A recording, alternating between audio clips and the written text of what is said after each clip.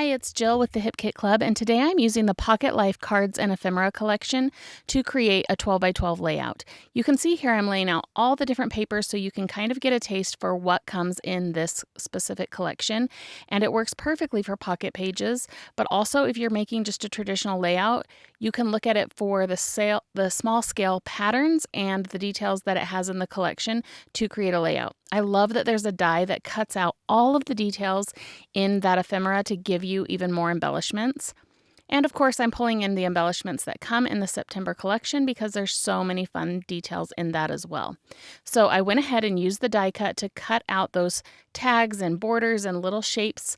And I printed my photos. I printed 4 of them in a 3x3 size. I'm just sorting through all of the different patterns to look for the ones that have the scale of print that I want to be able to use in this 3x3 kind of size.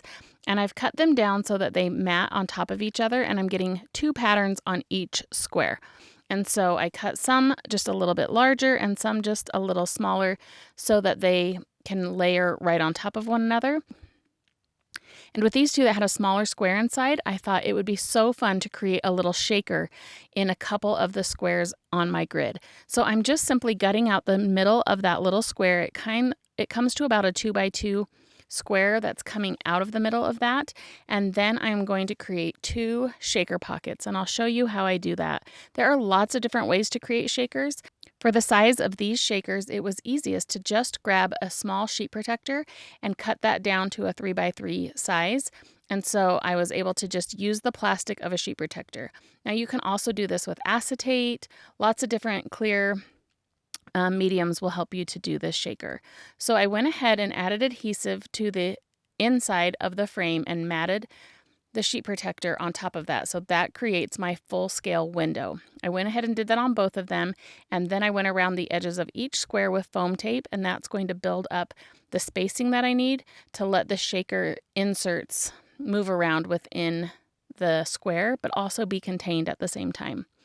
So I put foam tape around both squares, and then I went ahead and grabbed the stamp set. There's a really fun stamp set that also matches the Pocket Life collection, and I thought just some of the small scattered elements would be really fun in the background. So here I'm using an ink pad that I want to just have a softer look to the stamping, so I'm doing second generation. You can see I'm stamping first onto a scratch paper, and then I'm random stamping that little flower pattern in the background. I feel like that gives you a basis for building shaker on top of it, and so there's never just complete white space if everything kind of moves down to the bottom.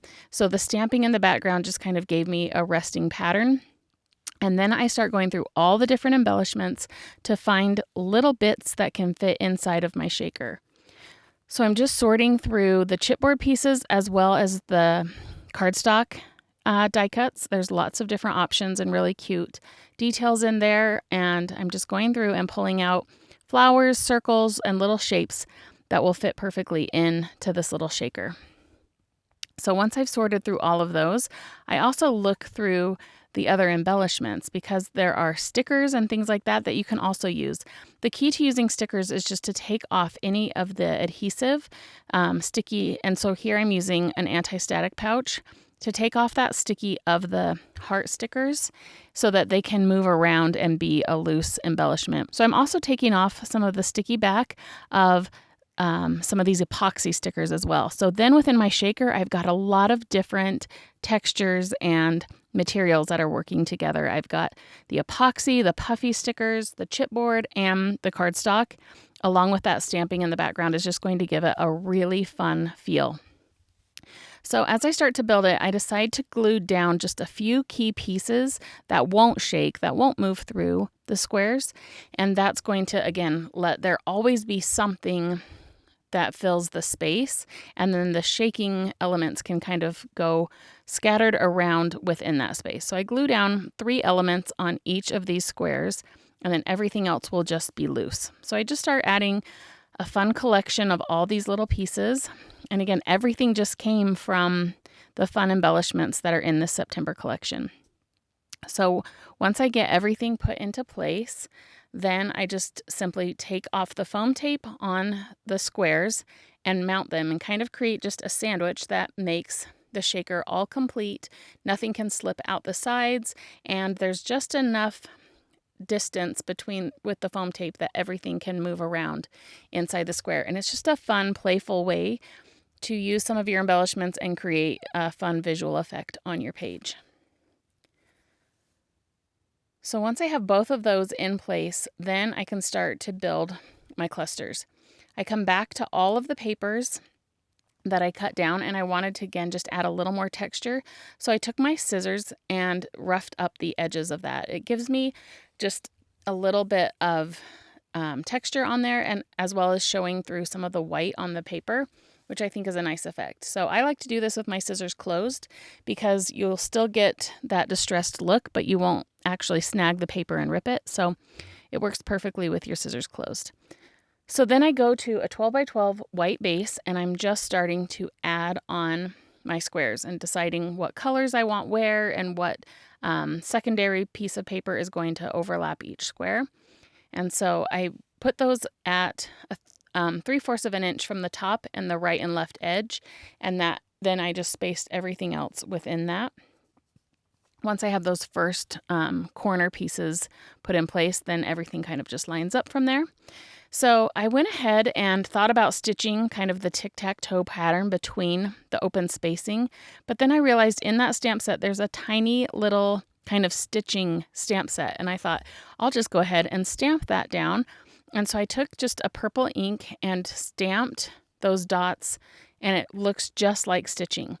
I will admit that it did get a little off of its normal straight course. I'm a much better stamper than this, but when you're doing it on camera and trying not to get your head under the shot, then it is a little harder to line those stamps up perfectly. But I still love it, and it's a little crooked in some spots, but it's totally fine. So it just adds that detail without even having to go to your sewing machine. So looking at your stamps sometimes for opportunities to do something different than maybe what they were designed to do is a great way to just get even more from those stamps.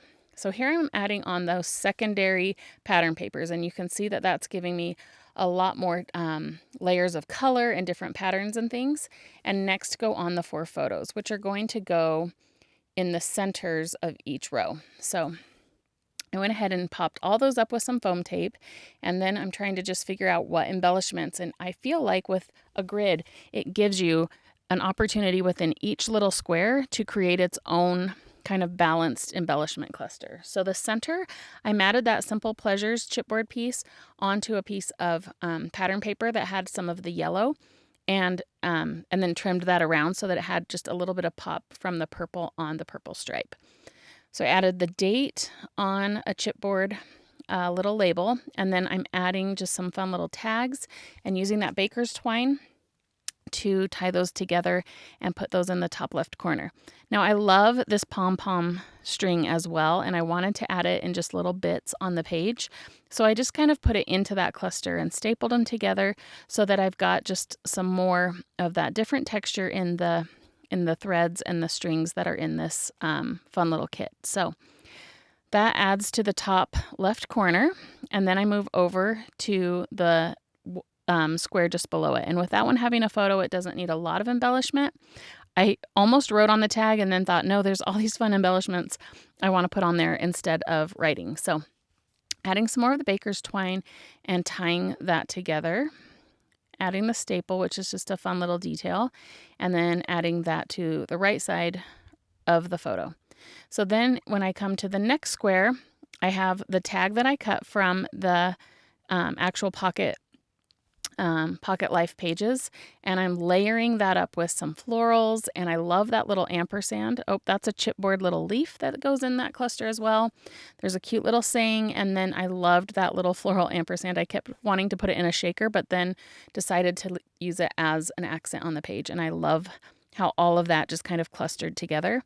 I thought about adding some more of that pom-pom thread to the top of the tag, but it was a little too bulky for that space, and I realized I want it to balance in a visual triangle, so I'm going to put some of that blue pom-pom in the top right, the top left, and the bottom middle. So that was my plan as I started to move on to the next cluster, and again mixing in those tags, layering them up so that just has a lot of different layers.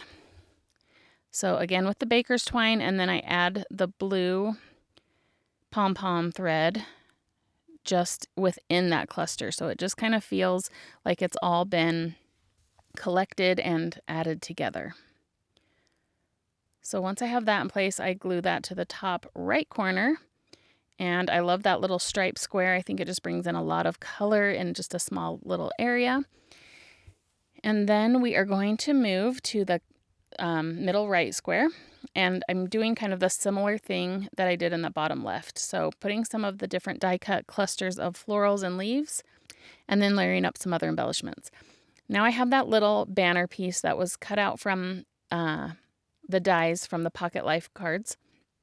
And I decided that's the perfect place to add a little bit more of that pom-pom fringe. And so I adhered it to underneath the little die cut. And you can see that that's just kind of a perfect little fringy border. I think it's so cute to put on that center spot where those photos live. And that gave me another spot where that same detail came into play and balanced it all out. So now I want to use some of these wood buttons. I think they are so cute. Honestly, it took me the longest time to decide which one to use because I loved them all. But after I put that one on, I felt like it was a little too heavy for that bottom portion of the frame. And so I start moving things around. So I take another wood button and put it in the left bottom quadrant. And then this is where I decide I don't think I want the heart one there. I'm going to take that off, and I go back to the chipboard die cuts and find a little button. It's just a little smaller in scale, and I felt like that purple kind of weighted it at the bottom in a good way. I loved the little bird. He was so cute, and so I added him as the simple detail on the top photo there. And then go into the puffy stickers, and I found a cute little camera and some more of the heart puffy stickers.